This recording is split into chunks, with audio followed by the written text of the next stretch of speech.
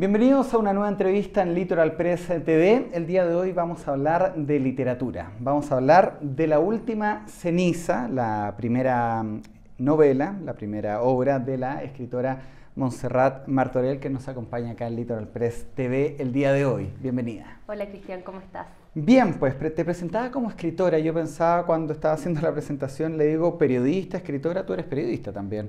Soy periodista y comunicadora social ¿Ya? de la Universidad Diego Portales. ¿Y cómo te presentamos? ¿Como periodista o como escritora? Como periodista y escritora, porque todavía no renuncio al periodismo, porque yo me formé como comunicadora social y muchas cosas que hoy día vivo tienen que ver un poco con esa formación académica de los primeros años y de la vida también. Todavía no renuncio al periodismo, eso es como una sentencia a corto plazo. El mejor oficio del mundo, como Así decía es. García Márquez. Sí, porque esta es tu primera novela, Montserrat, pero también ya tienes casi lista la segunda. Sí, así es. Eso vendrá el próximo año. Sí, yo creo que en el primer semestre voy a estar lanzando la segunda novela, así que estoy muy enfocada y trabajando totalmente en literatura. Además soy profesora universitaria, hago clases de literatura y de escritura creativa. Mis posgrados fueron también en esa área. Entonces es un mundo en el que estoy muy viva ahora, en este momento. Y con buenos resultados, porque La Última Ceniza ha tenido muy buena prensa, muy buena crítica, no solamente en Chile, sino que en otros lugares de nuestro planeta, de nuestro continente. ¿De qué se trata? Hablemos de La Última Ceniza, que es básicamente por lo que te invitamos, por más que también me interesaría conversar de otros temas contigo. Pero La Última Ceniza, primero, ¿de qué trata? Es una historia de amor, de desamor, de vida, de laberintos cruzados entre dos personajes, Alfonsín y Conrado, que viven en el mismo edificio de un barrio del centro de Santiago, el barrio de Lastarria. ¿Por qué el barrio de Lastarria? Probablemente en esos años, como estaba viviendo en Madrid, yo estaba haciendo un máster en escritura creativa, tenía mucha nostalgia de Chile, y cuando empecé a escribir El Espacio, dije, solo puede suceder esto en un lugar donde esté la cordillera de los Andes, y empezó a formarse la historia. Es una historia que va rozando muchas problemáticas contemporáneas, como la violencia de género, el aborto, el incesto, las relaciones. Son varias historias que terminan confluyendo en una misma. Una escritura polifónica. Polifónica, claro. ¿Por qué elegiste esa estructura? No sé si la elegí yo creo que me eligió a mí. Un poco empecé a escribir los capítulos y de alguna manera empecé a darme cuenta que yo entendía la vida como una multiplicidad de percepciones, como una multiplicidad de opiniones, que la vida era un poco eso, que cuando nosotros nos cuentan o nos preguntan qué nos pasó, nosotros respondemos un poco desde nuestra versión, pero esa misma versión tiene muchos otros ángulos. Entonces, de alguna manera, la polifonía me daba esa capacidad de saber cómo era la visión de una relación de pareja, por ejemplo, contada a través de la voz de él, a través de la voz de ella, y así, para ir conociendo un poquito más sobre eso. Bueno, y Alfonsina con Conrado son dos personajes que no se conocen, pero que tienen a la larga varias historias en común. Claro, ellos no lo saben. Lo único que tienen en común es que viven en el mismo edificio, al principio. Ella vive en el piso de abajo, de arriba, en el cuarto B, de la calle de Trems, que es una calle inventada en el centro de Santiago. Y en un momento, claro, se encuentran con un encuentro muy cotidiano, y ese encuentro trae otros encuentros, porque ellos arrastran un pasado, una infancia. Son personajes que de alguna manera no pueden soltar muchos de sus traumas, de sus problemáticas. En el fondo todos tenemos conflictos, pero ellos de alguna manera arrastran y arrastran hasta cuando son mayores. No se pueden desprender de esa patria que es la infancia. Ella vive en el cuarto B de la calle de Trems. ¿Qué era el título original del cuento? Claro, que dio origen a esta novela. La mujer del cuarto B, así se llamaba. Era un cuento que a mí me hicieron escribir en una de las clases del máster en España, y de repente el profesor, cuando lo terminé de leer, me dijo, esto tiene que ser una novela. Y ahí partió La Última Ceniza. Así nace. Así nace, como un cuento. Ah, mira, ¿y por qué La Última Ceniza el nombre? Como una metáfora. Yo creo que de alguna manera los personajes se van apagando y lo que queda de ellos al final de toda esta historia o de todas estas historias es una última ceniza. Esta cosa como de entender los personajes como rotos, apagados, fragmentados. Ellos de alguna manera nunca logran salirse de los laberintos, tienen vidas oscuras y por alguna razón se empeñan en oscurecerlas todavía más. Tienen una cuota ahí de masoquismo. El Mercurio lo calificaba a los personajes como dos perdedores. ¿Te gustó que los calificaran a Alfonsina y a Conrado como dos perdedores? Sí, me gustó mucho la crítica que hizo José Promis. Sí, sí. Me pareció muy acertada porque tiene que ver un poco con eso, tiene que ver con enfocarnos en el lado oscuro de las personas, en esas pasiones de las que no hablamos, porque todos tenemos demonios, todos tenemos ángeles, tú, yo, ángeles y demonios, pero ¿qué pasa con esos demonios con los que nadie los ve? Salimos a la calle y no andamos con nuestros demonios ahí visibles, pero sin embargo volvemos a nuestra casa y existen, y es lo que pasa por ejemplo con Federico y Alfonsina, que son los dos personajes. Ellos parecen una... ¿Federico o Conrado? Federico, hay otro personaje. Ah, son 3. Son muchos más. Ah, ya. Son, no sé, 7, 8. Ya. Pero Federico es la pareja de Alfonsina. Ah, perfecto. Y tienen una relación que desde afuera parece perfecta y en la intimidad él la golpea a ella. Bueno, y un poco lo que ocurre en un mundo mediatizado donde todos tratamos de alguna manera también de agradar al otro o de mostrar los lados blancos.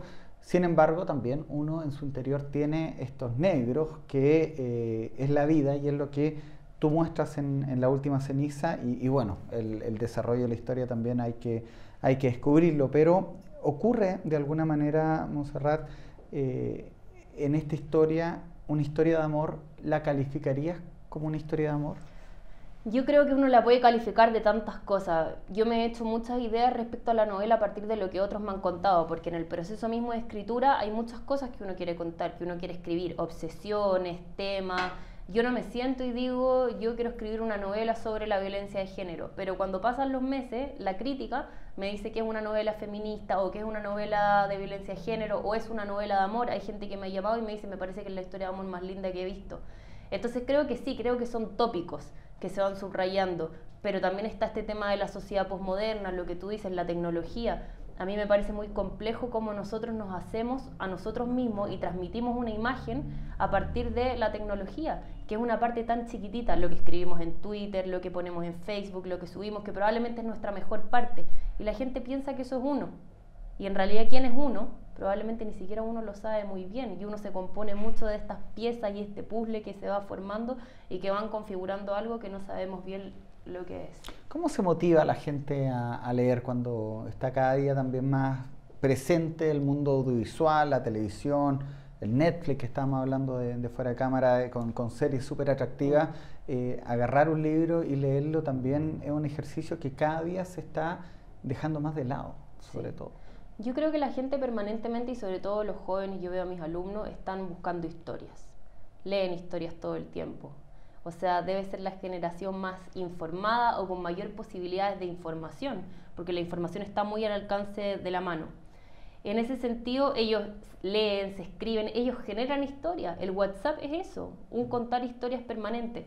Entonces, probablemente el desafío para que todas estas nuevas generaciones lean es también hacerlos conscientes de la importancia que tiene no abandonar la lectura y también de uno, como escritor, de construir historias que sean también lo suficientemente atractivas para ellos, es decir, tocar temas donde ellos se puedan sentir reflejados. Uno al final lee un libro por muchas cosas y probablemente una de ellas es porque yo me veo reflejado en esa historia, porque yo conozco esa historia. Yo creo que lo que pasa con La Última Ceniza es que los lectores cuando la leen se sienten muy identificados, algún personaje les llama la atención, ellos conocen a los personajes que están ahí. Puede haber sido una pareja, una expareja, un amante, un hermano, el padre, la madre, en fin, personajes que ellos pueden ver en la calle, con los que se pueden encontrar en un cumpleaños, en un café, y eso creo que es muy importante para generar cierta complicidad entre una historia y el lector. ¿El máster que hiciste en España es de? Escritura creativa. Ya. ¿Cuáles son, con la visión, cierto, de lo que se está haciendo en Europa, los errores o los pecados de la escritura acá en Chile? Esta es tu primera novela, yo sé que no te vaya a parar desde un púlpito a criticar a los demás escritores, pero sí puede haber alguna serie de vicios. Por ejemplo, cuando se critican a las teleseries, a las telenovelas chilenas, se critica el lenguaje, que no se pueden vender porque son habladas en chileno. ¿Pasa lo mismo con la literatura? Yo creo que sí. Creo que se están haciendo muchas cosas y que hay mucha gente interesante. El hecho, por ejemplo, tuviste que hace algunas semanas fue la Furia del Libro, que es una de las ferias más importantes de los libros de editoriales independientes. Se están construyendo, se están generando historias y hay mucha gente joven y no tan joven escribiendo hoy día. Pero sí a veces siento que se peca de cierto localismo, que tiene que ver con esto que tú me preguntas, con un vocabulario, con un lenguaje, por encerrarnos mucho en nuestra sociedad. Y de repente lo que tiene Europa, por ejemplo, o a mí lo que me entregó estudiar allá, es que los profesores te hablan y te hablan sabiendo tanto de España como de Japón, como de Latinoamérica, como de Centroamérica, y en fin, hay como mucho conocimiento. Aquí yo creo que por esta cosa geográfica de que estamos al fin del mundo, en el último lugar del mundo, se da esto un poco de localista que de todas maneras se representa en la literatura, si al final las artes representan totalmente la sociedad, las teleseries representan los temas que las personas ven en la calle, y yo creo que eso es lo que hay que intentar subir el nivel. Siempre digo, hay que hablar de poesía, teniendo tantos poetas en Chile, desde una Gabriela Mistral, un Pablo de Roca, teniendo a vecinos latinoamericanos como un César Vallejo, como una Alfonsina Storni, en fin. Los jóvenes tienen que entender que eso está al alcance de la mano y que la poesía es algo cotidiano. Yo creo que esa es la responsabilidad de uno, tocar temas de conversación que de alguna manera complejicen un poco esta sociedad y hacer una sociedad con mayor pensamiento crítico, profunda, donde no descuidemos los libros. ¿De qué te gusta escribir? Me gusta escribir sobre los hombres, sobre las mujeres, sobre las relaciones humanas. La psicología me fascina. Me gusta contar historias que tengan que ver con el amor, con la familia, con la memoria. Ahora estoy escribiendo una novela que se trata precisamente de la memoria y del Alzheimer, de la memoria histórica. Me gusta mucho esa cosa más psicológica, ahondar en los personajes y construir personajes complejos. Me interesa mucho la mujer dentro de la literatura. La mujer, pero sin ser feminista, porque al ser feminista dijiste que había gente que te había catalogado como una novela feminista, pero creo yo que es una reducción a lo que generalmente se puede representar en La última ceniza, ¿no? Sí, yo creo que son historias de mujeres muy complejas, mujeres muy fuertes, y fuerte no significa que no tengan conflictos, porque ellas tienen muchos conflictos interiores, pero de alguna manera esa complejidad femenina está presente en La última ceniza, y a mí siempre me va a interesar construir mujeres así. Primero porque yo soy mujer y no me puedo desligar del hecho de ser mujer, y mi cosmovisión y muchas cosas las entiendo desde esa perspectiva. Ahí quería ir porque tú eres periodista y era lo que comenzábamos hablando en esta conversación, en esta entrevista, una periodista que está derivándose ya a escritora. Sin embargo, tú has tenido la posibilidad de especializarte, hacer posgrado, y cuando el rubro del periodismo en Chile está tan cuestionado o se dice que es una carrera que tiene poco campo laboral, ¿qué le recomendarías tú a los futuros periodistas que quieran también comenzar algún día la carrera o este oficio bonito que es de escritor? Yo les recomiendo primero que si les gusta leer, si les gusta escribir, es una carrera que ellos podrían pensar, pero sabiendo esto mismo que sabemos todos, es decir, que es un mercado muy competitivo, hay sueldos que no son tan buenos. En el fondo, una persona que estudie periodismo tiene que tener claro que es una carrera donde se requiere pasión, donde tú tienes que tener ese bichito por salir a reportear, por estar en contacto con la gente, estar informado, leer el diario permanentemente.